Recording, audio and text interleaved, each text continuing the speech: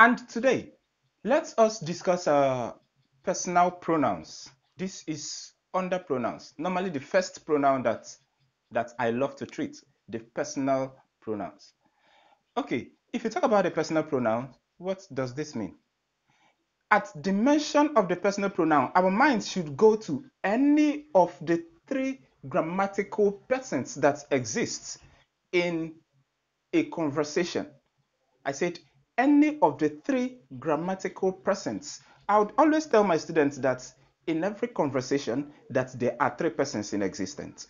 And some of them will sometimes ask you, does it mean that when just two people are discussing that there are three persons that are there?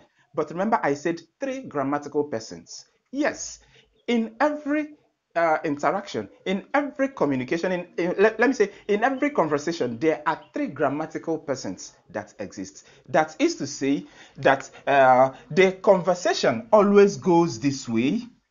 There are three persons in existence normally in a conversation.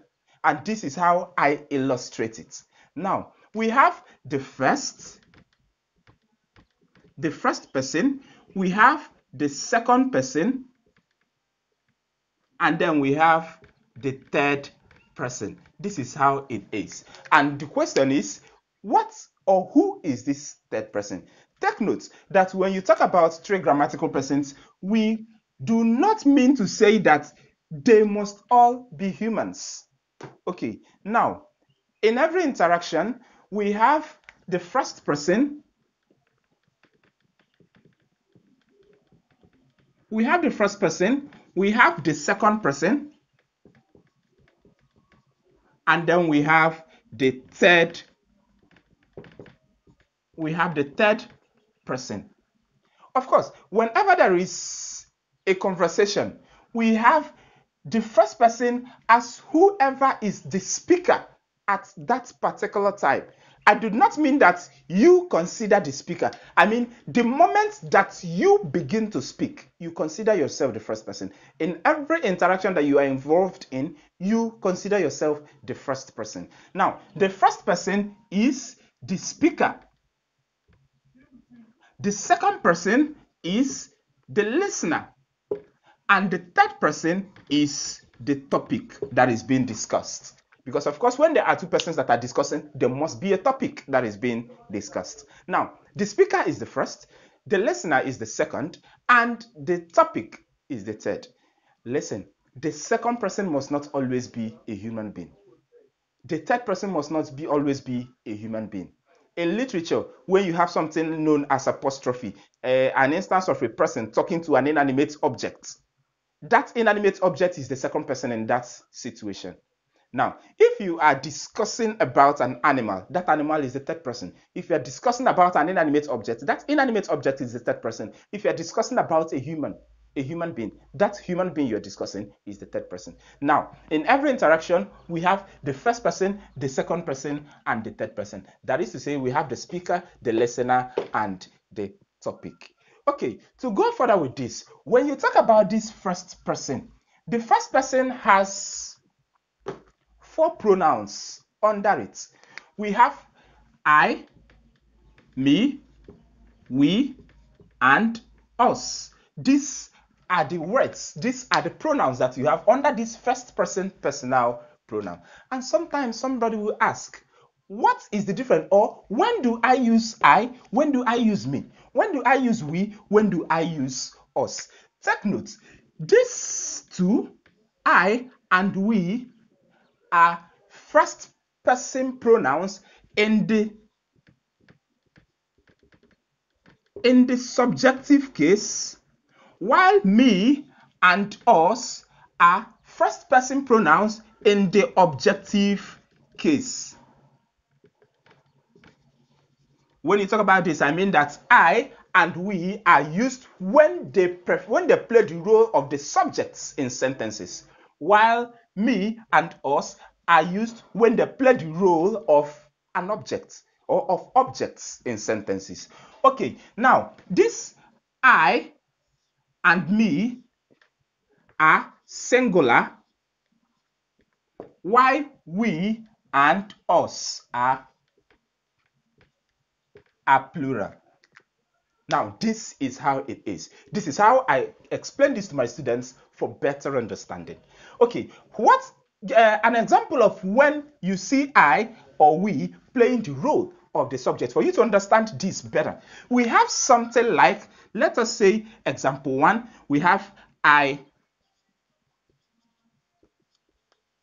called you. If you take a look at this, what you have here is I. I plays the role of the performer. I is the subject in this sentence. Somebody cannot have something like me called you. No, me cannot take the position of a subject. Me must always be here as the object. So when I, that is the person that is speaking, is supposed to play the role of the performer in that sentence, what you have there should be I. This is what we mean when we say that I plays the role of the subject in a sentence. And then for the second example, let us say you have something like you called. You cannot say you called I. It will be wrong. I cannot take the position of the object.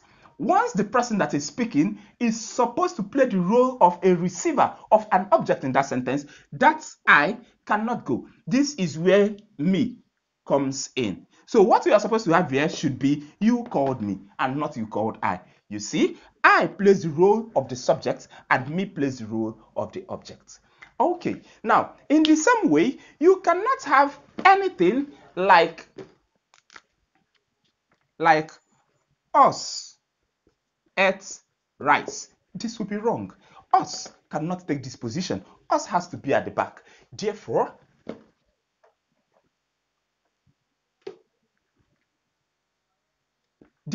what we should have here should be we ate rice. We always plays the role of the subject. You can see that is why we say I and we. They take the subjective case. And you cannot say rice is enjoyed by we. You cannot have something like this.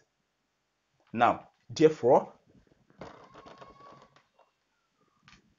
whenever you are to present this as any of these as the object in that sentence, it has to be us.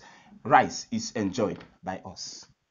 Us has to always take the position of the object in a sentence. Now, this is about the first person personal pronoun. Then after that, we have the second person personal pronoun, that is number 2, the second person. And under this second person personal pronoun, the only thing we have there, the only word we have there is you. Here, you is the subject, you is the object, you is singular, and the same you is plural. You plays everything. That is why you can have you called me. You can see you playing the role of the subject here, and this sentence is correct. You can have I called you. You is playing the role of the object here. So you can be the subject, it can be the object. That is why here we only have you, nothing else. Now, when you are talking about, when let us say, for instance, when you as a person, you are talking to, let me say, to your friend, and you use the word, you came here. Your friend listening knows that you making use of this, you are referring to just him, just one person.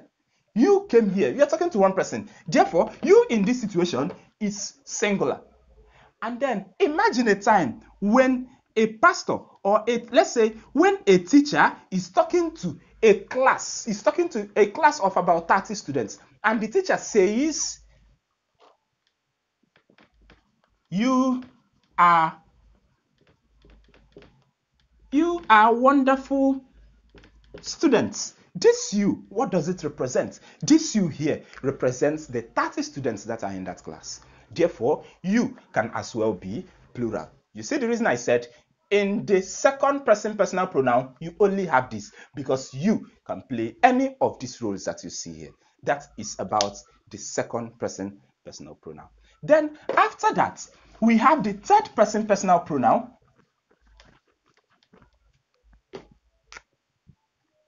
We have the third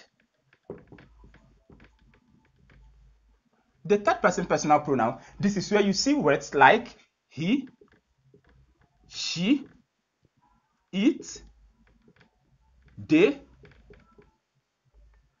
them. These are what you have.